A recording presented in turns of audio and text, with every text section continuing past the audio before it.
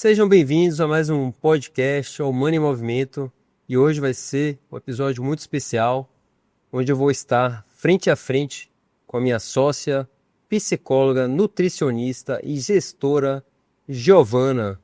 Mais uma vez juntos aqui batendo papo e hoje vai ser um papo Vai bem ser bacana. literalmente um bate-papo, né, hoje, sobre esse caso aí que tomou as contas da mídia essa semana passada. E chamou muita atenção, muitos atletas interessados em saber o que foi que aconteceu, por que aconteceu isso, e do nada, né, só dançando. Será que isso acontece com frequência? E tem muita coisa envolvida, né?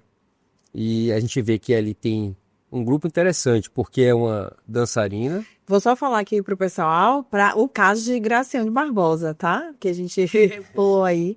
Então, ela estava participando da Dança dos Famosos, é um quadro, e de repente ela se lesionou, teve que sair da competição para entrar para uma cirurgia, né, e recuperação. Então, fala aí um pouquinho o que foi que aconteceu, que eu fiquei curiosa e corri logo para o Davi. Ele falou, então vamos marcar esse podcast. Teve que ser operada de urgência devido à ruptura do ligamento patelar. Esse ligamento, que a gente chama também na literatura de tendão patelar, mas que a terminologia mais correta é um ligamento, porque ele está ligando ali a patela até um ossinho da tíbia, que é a tuberosidade anterior da tíbia. Por isso é chamado de ligamento, mas passando da semântica, ele também faz esse movimento de extensão do joelho.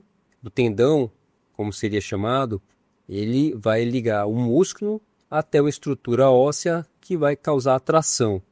Então é como se fosse a extensão do músculo. Certo. Ele é a corda do músculo que traciona uma estrutura. Então esse ligamento ele sofre muita pressão, né? Foi o caso de Graciane, onde ela lesou o ligamento patelar. E a gente tem outros exemplos de outros atletas que tiveram o mesmo problema e às vezes não atletas. Sim. E essa hiperpressão, essa tração excessiva, essa força excessiva em cima desse ligamento fez com que ele rompesse. Eu vi que foi na hora que ela estava dançando e agachou, né? Algo que teoricamente para ela seria uma coisa bem simples, né? Exato, e aí por isso que a gente fica nessa polêmica, né? Pô, mas não foi uma força excessiva, ela estava dançando, ela agachou quando ela foi voltar. Isso. Mas a gente precisa lembrar que múltiplos fatores podem levar a essa lesão. Ela pode ter microtraumas, então esforços repetitivos, sem estar muito bem condicionado. O músculo precisa condicionar adequadamente, não só para uma performance como o halterofilista, por exemplo. Ele precisa de uma força com mudança abrupta de movimento. Então esse Acho freio... que foi no caso dela. No caso dela, né, quando ela foi agachar e levantar. Então ela precisa estar muito bem condicionada para esse freio do nosso joelho. Quem vai frear o nosso corpo é o quadríceps. Sim. Movimentos abruptos de aceleração, desaceleração podem levar à ruptura. A gente vê que na hora que ela está dançando, ela agacha e faz uma força para voltar ao corpo, bem intensa, né? Para poder voltar. E se eu não me engano, ela estava com o sapato ali que talvez não estava muito estável, né?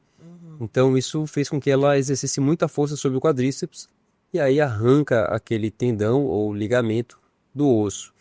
E aí tem uma lesão do ligamento patelar que, quando ele tem um afastamento muito grande, não cabe um tratamento conservador. Isso que eu ia perguntar. Então, às vezes pode ser cirúrgico ou não. Nas lesões parciais, ou lesões que rompem apenas algumas fibras do ligamento, a gente pode ter um tratamento conservador. Existe também uma possibilidade de ter uma ruptura completa, mas que não houve um afastamento. Sim. Então a gente consegue manter o tratamento conservador, mas tem um grande problema. O tratamento conservador vai levar a um longo período de afastamento. Ela precisa imobilizar, precisa então passar por um processo de reabilitação e o retorno às atividades esportivas vai ser muito lento. Isso vai fazer com que ela tenha mais dificuldade de retornar à atividade esportiva, que é o que ela mais quer. Sim. Provavelmente um atleta dessa que dança, que faz outras atividades, que é halterofilista. E geralmente os halterofilistas têm um certo vício, né, no esporte. Eu tenho alguns atletas que se ficarem... Não sou não, já tenho vício também pela musculação, a dependência mesmo. E alguns que ficam 10 dias às vezes, né? 10 dias sem poder malhar. Você fala de um tratamento que vai ficar 21 dias às vezes que a gente faz uma aplicação que a gente pede para pegar um pouquinho mais leve. Pode até pegar a mesma intensidade, né? Voltar ali a praticar com a mesma intensidade para o membro superior, braço, peito, mas o membro inferior precisa acalmar um pouco. Ainda assim, esses atletas ficam desconfortáveis, né? E no caso dela mesmo, foi melhor a cirurgia, né? No caso dela, foi melhor a cirurgia, uma reabilitação mais rápida. O fato também de ser uma rotura completa do ligamento patelar especificamente, cabe um tratamento cirúrgico. De fato, a qualidade é melhor, o retorno é mais adequado e mais rápido. Então, esses pontos que levam a gente a pensar na cirurgia. Falar em retorno, porque assim, eu fico pensando, né, como é que tá sendo para ela nesse momento. Eu imagino comigo, que não sou atleta, mas eu gosto, eu sinto a necessidade de estar ali treinando.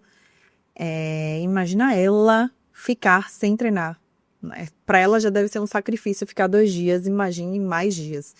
Nesse caso cirúrgico, quanto tempo? Geralmente, obviamente, que depende muito, né, de pessoa para pessoa, demora para ela começar a retornar, assim, sem atividade zero e começar a retornar? O grande problema é que quando ela opera, ela também precisa passar por um período de imobilização. Certo. E ela vai começar a fletir o joelho progressivamente. Porque você precisa manter aquele comprimento do tendão depois que você reconstrói, sutura. Então você reinsere o tendão no osso, faz um enxerto. Então a gente utiliza um tendão, que é o tendão do grácil ou semitendíneo, que fica ali no meio do joelho, que também ajuda na flexão e na rotação. Nas lesões grandes, extensas, a gente precisa utilizar esse enxerto. Nas lesões mais agudas, a gente pode ficar sem esse reforço, né? Então, sem esse recurso. Então, no caso dela especificamente, foi feita a sutura transóssea para manter o tendão preso ao osso, o osso da patela. Nesse caso, ela vai precisar gradativamente ir fletindo o joelho. Semanalmente, ela vai ganhando 30 graus, 15 graus de flexão de maneira progressiva, até conseguir fletir 90 graus, em torno ali de 45 dias, e aí partir para 120 e até a flexão completa com 3 meses, mais ou menos. Então não é uma recuperação fácil, é uma recuperação lenta, que o paciente acaba tendo uma atrofia muscular no Então, peraí, pós. deixa eu ver se eu entendi. 3 meses, então, para ela começar a voltar às atividades. Exatamente. Mas tem algo aí no meio do caminho que é uma reabilitação precoce com a fisioterapia feita logo no pós-operatório, com vários recursos que evitam o que a gente chama de inibição muscular artrogênica. A gente tem até um trabalho publicado sobre isso. Thiago, quando ele foi para a França, né, ele trouxe essa ideia também. Então a gente estudou sobre isso, que causa inclusive uma impressão de que tem uma ruptura de menisco, porque ele causa um flexo do joelho. O joelho fica semifletido sem conseguir esticar. Sim. Essa é uma das causas dessa inibição e leva a uma atrofia muscular severa, que não é simplesmente por ficar parado, é uma resposta do próprio nervo, é uma resposta neurológica. Então tem 2 motivos aí, né? O fato de ficar parado e mais essa questão, né? Isso, porque o nosso cérebro ele fala para o joelho, eu quero que você fique parado. Entendi. E aí a forma de ele falar isso é não deixar o músculo movimentar. Perfeito. E aí o músculo atrofia, daí uma resposta secundária.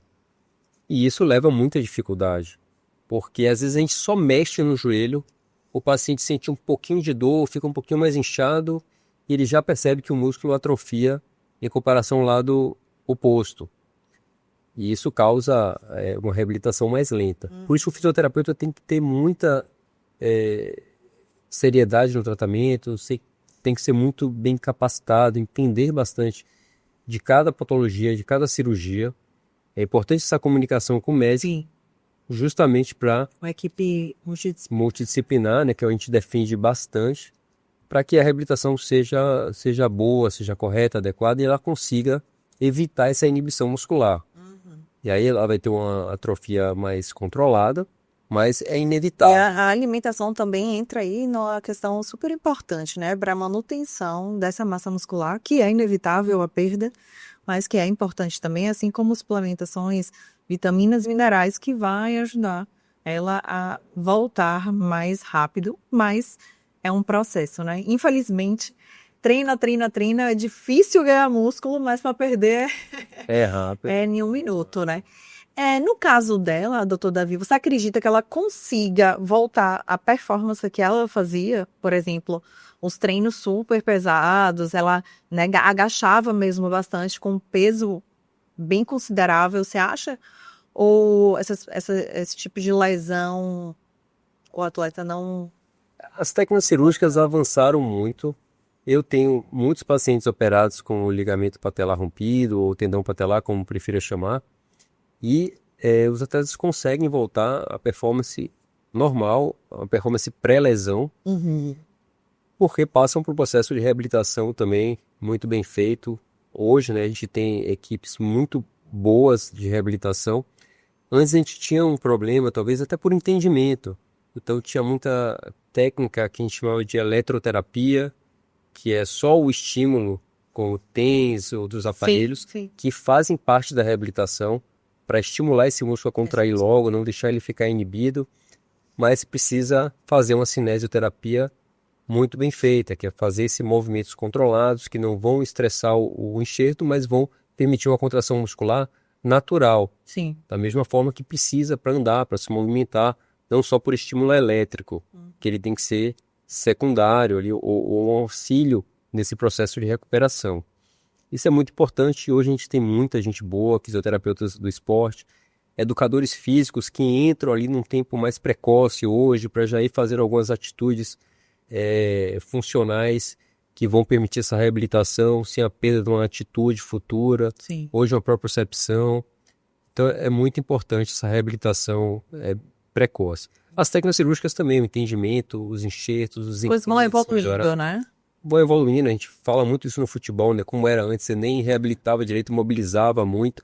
Hoje a gente vai suspendendo essa imobilização cada vez mais precoce também. Vai pro movimento, né? E os aparelhos, né? A gente vê que Neymar usou também muitos aparelhos. Aqueles campo aparelhos eletromagnético, ali, no caso que a gente tem lá na clínica Humani, que a gente entraria usa no muito nos momento? atletas. Então, lá na clínica, para própria reabilitação pós-operatória, como no caso de Graciane, a gente já poderia utilizar o campo eletromagnético, que ajuda nessa inibição muscular, evitar que o músculo atrofie, a gente já estimula a contração muscular. A gente utiliza o laser de alta intensidade, também já estimulando a cicatrização do tendão. Então, essa tecnologia ajuda muito, né, na reabilitação. Maravilha. A outra polêmica também que a gente viu, não sei se você chegou a ver, que ela teve a lesão, entrou em cirurgia, quando ela saiu, ela estava 20 quilos acima do peso. E aí foi maior, ela subiu na balança, né? E aí eu recebi alguns pacientes me encaminhando. E eu acredito muito que seja em função das medicações, né, dos corticoides que ela está aí tomando. Você pensa em outra possibilidade? Tem a questão dos remédios que ela está utilizando. Ficou muito tempo também deitada, parada, se alimentando mal. E a gente sabe que esses atletas que performam, eles têm uma dieta muito regrada, né? Muito regrada. É praticamente uma ração ali todo dia, né? Não sei quantos dúzias de ovos que ela come no dia. Então, muita proteína, pouco carboidrato. E até usa carboidrato ali quando vai fazer o treino, né? Mas durante essa estadia hospitalar, ela não vai conseguir, provavelmente vai consumir uma quantidade de calorias carboidrato, né? maior. Esse medo de perder massa muscular talvez induza a um consumo grande de calorias. Sem o gasto calórico. Sem gasto calórico. Né? Então, esse balanço que é difícil de ajustar muitas E vezes. junto com as medicações, né? Acredito que tenha realmente levado a isso. Sem dúvida. E aí a gente entra nessa questão. Ela, com a dieta que pode levar a alguns distúrbios, também levando ao risco de aumento de lesão. Você que trabalha muito com nutrição sabe sobre esses distúrbios metabólicos dos atletas. Então, provavelmente deve ter tido algum problema também. O que é que você acha? No caso dela, assim, eu não acompanho, né, muito o que me chama muita atenção e às vezes que ela postava era muito consumo, assim, de proteína. Eu pouco via o consumo dela de frutas, é, vegetais, era muito mais voltado mesmo para o básico, frango, batata doce e ovos. Para a hipertrofia, né? Acredito que a deficiência também, não sei como é que ela fazia, mas às vezes as pessoas têm uma monotonia alimentar, pouca diversidade, né? Então isso leva com certeza a algumas deficiências que podem ocasionar isso, né?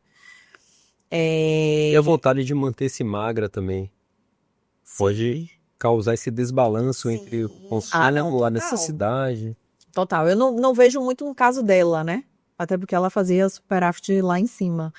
Mas até com a quantidade de massa muscular, né?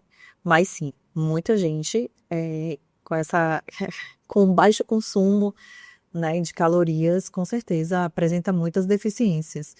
E às vezes a gente olha e a pessoa acha que ela está extremamente saudável e quando a gente vai ver, não é aquela realidade que reflete nos exames. A outra coisa também que eu fico pensando é agora, nesse momento, como psicóloga também, é o quanto que isso não está levando e o quanto que isso não vai ser ruim, né? Que ela vai ter que ter uma equipe ali atrás para que ela não entre literalmente numa depressão, porque ela vive, né? O trabalho dela é através do corpo, ela vive muito isso e agora realmente se vê com várias limitações.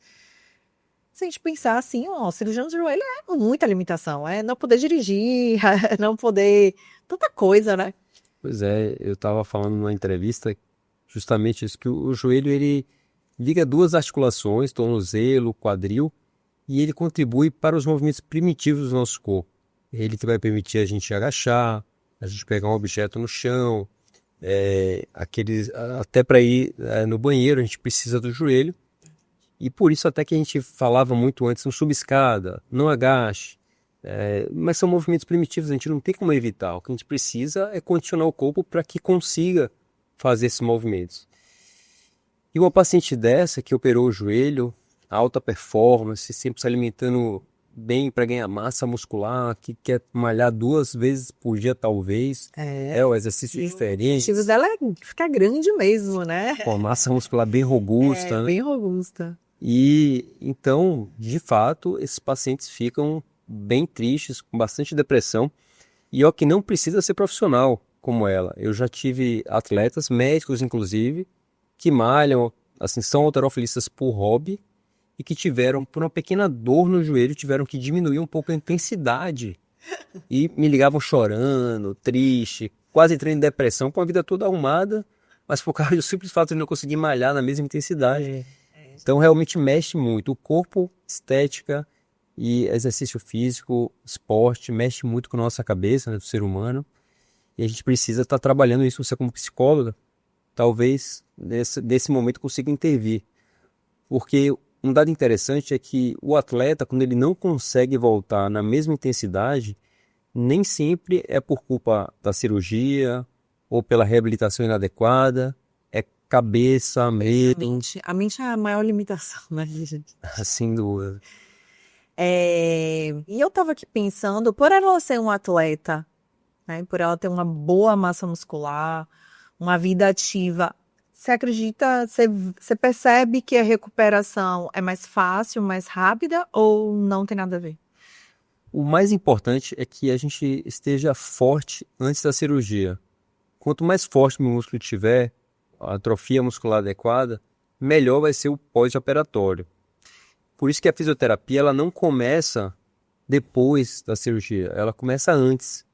Eu tenho que já começar reabilitando, já fazendo um trabalho muscular para que eu consiga operar e esse paciente ter uma reabilitação satisfatória. No caso dela, com lesão traumática aguda, com necessidade cirúrgica aguda, obviamente que ela não vai ter tempo para fazer isso a maioria das lesões, como ligamento cruzado anterior, lesões meniscais, que a gente chama de eletiva, que a gente programa para fazer a cirurgia, aí sim a gente precisa seguir esse protocolo. Uhum. E esses pacientes que têm uma boa assistência, por ser atleta, por ter muita gente envolvida, então geralmente tem uma equipe multidisciplinar. É o caso dos atletas profissionais de clube, federados. Sim. Então vai ter o psicólogo, como a gente falou antes, vai ter um nutricionista, vai ter um fisioterapeuta bom ali todo dia com ele, às vezes ligando para ver se ele está fazendo a contração muscular, mexendo o pé, fazendo dorsiflexão, flexão do pé. E também depois o educador físico seguindo na sequência para conseguir manter a força muscular e o trofismo. E se a gente conseguir manter esse músculo forte, uma amplitude de movimento adequada, a gente consegue voltar mais rápido. Aí vai depender dessa equipe multidisciplinar que vai fazer toda a diferença. Perfeito. A minha outra pergunta é, nesses casos que as pessoas ficam um tempo, né, sem atividade física, por exemplo, um joelho que você opera, acontece, né, que está falando, a atrofia um pouco muscular. Depois que ela retorna à atividade, os dois músculos, eles acabam, essa musculatura acaba voltando igualmente ou você sente que fica uma diferença durante muito tempo? Esse é um dos critérios de retorno ao esporte, que a gente precisa que o músculo esteja muito próximo do músculo oposto. Aí existem alguns testes funcionais do exame físico, pular, conseguir resistir ao movimento, pular 3 vezes para frente, alternando. E também existe uma das possibilidades é usar uma máquina chamada de isocinético, que a gente faz a extensão do quadríceps sobre resistência, compara com o outro lado, ele tem que ter a mesma capacidade, a mesma força. Tá, mas quando eu falo assim, é visivelmente. Porque assim, no caso dela, ela é de corpo, né? Assim, ela trabalha com a estética. Visivelmente, a gente sempre percebe uma diferença logo depois da cirurgia. Ah, sim. Não, até aquele terceiro mês, quarto mês que ela ainda está conseguindo já começar a andar, mas ainda não está tendo uma carga muito intensa, você percebe claramente a atrofia. Existem pacientes que conseguem recuperar mais rápido, chegar com 6, 7 meses, 8 meses, e aí o músculo começar a ficar muito próximo do normal, mas tem gente que fica um bom tempo, e a gente vê muito isso em ligamento cruzado anterior, que teve ruptura do ligamento cruzado anterior, e tem alguns atletas que começaram a reabilitação precoce, tiveram uma boa alimentação, mas tem algumas causas genéticas, intrínsecas, que fazem com que o atleta tenha essa atrofia e demore muitas vezes. E aí acontece muito aquela dor anterior no joelho, que a gente chamava de condromalácia, que hoje a gente chama de síndrome da dor anterior do joelho, que vai levar uma dor que é decorrente dessa falta de força do músculo quadríceps, levando uma sobrecarga anterior.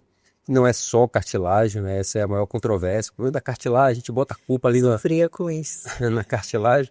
Quando eu era adolescente, eu bem magrinha, e meu pai é ortopedista, né? E aí eu tinha muitas dores.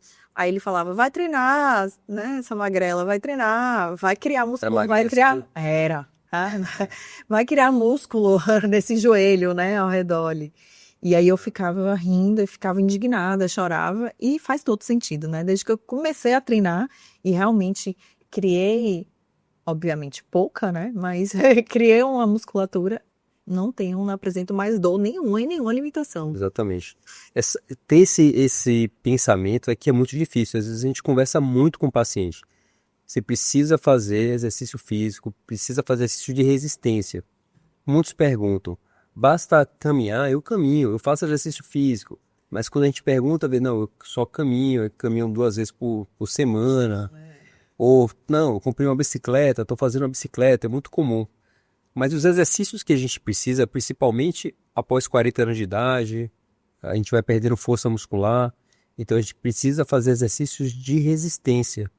Tem que ter ali um peso, ou que seja com o próprio corpo, uma calistenia, mas tem que ter movimentos excêntricos, né, e concêntricos para que a gente consiga formar fibras contráteis.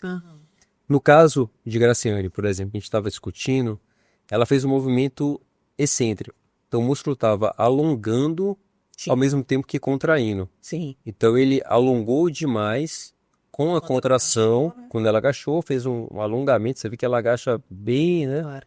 Numa amplitude alta, depois ela contrai abruptamente. Então essa força excêntrica levou à rotura. Então a gente precisa fazer treinamentos também de fortalecimento excêntrico.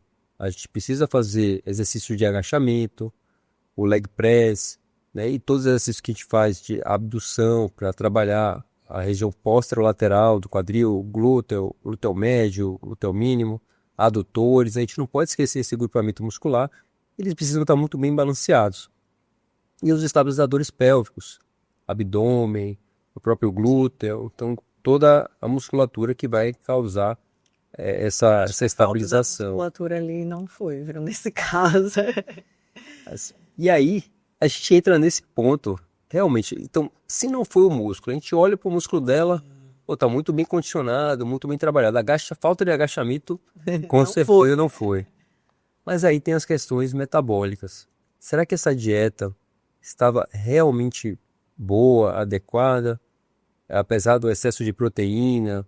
Mas será que isso não levou a algum distúrbio metabólico? E eu penso também, os treinos que haviam sido feitos, estavam sendo feitos, né, na musculação, né? A amplitude, a carga também, né? A execução, são coisas que a gente tem que realmente avaliar, né? E será que ela estava adaptada para aceleração e desaceleração nessa intensidade? Sim.